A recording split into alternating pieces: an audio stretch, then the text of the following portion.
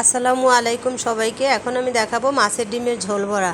চলুন দেখে আসি আমি কিভাবে এটাকে রান্না করলাম।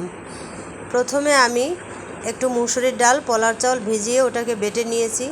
মাছের ডিমটাকে চটকে নিয়েছি। তারপর দুটো একসাথে মিক্স করে সাথে হলুদ, মরিচ, লবণ, জিরা, আদা, ধনিয়ার গুঁড়া সব কিছু মিক্স করে দিলাম। মিক্স করে কিছুক্ষণ রেস্টে রেখে দিলাম। ডাল এবং চালটা দেওয়ার মূল কারণ হলো যাতে বড়ার শেপটা ভালো থাকে। ইতিমধ্যে আমরা পটল এবং আলুগুলো ছিলে কেটে নিয়েছি। কড়াইয়ে তেল গরম করে একে একে আমরা বড়াগুলোকে সুন্দর করে ভালো মতো শেপ দিয়ে ভেজে নিব। বড়াগুলো ডুবো তেলে ভাজলে শেপটা ভালো হয়, ভাজাটাও ভালো হয়। আপনারা ইচ্ছে করলে হালকা তেলেও ভাজতে পারেন।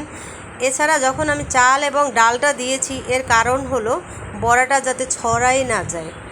সবগুলো আস্তে আস্তে ভাজা হয়ে গেলে আমরা পটল এবং আলুটাকে একটু লবণ হলুদ মেখে আমরা ওটাকেও হালকা করে ভেজে নিব।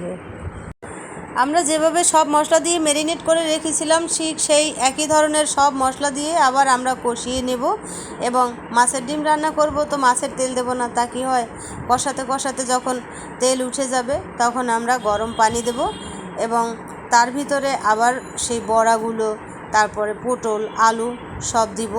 যখন সিদ্ধ হয়ে আসবে লবণ টবণ চেখে ঝোলটা ঘন হয়ে আসলে তুলে নেব। আশা করি আপনাদের কাছে রেসিপিটা ভালোই লেগেছে। কমেন্টে জানাবেন কেমন লেগেছে কার। আল্লাহ হাফেজ।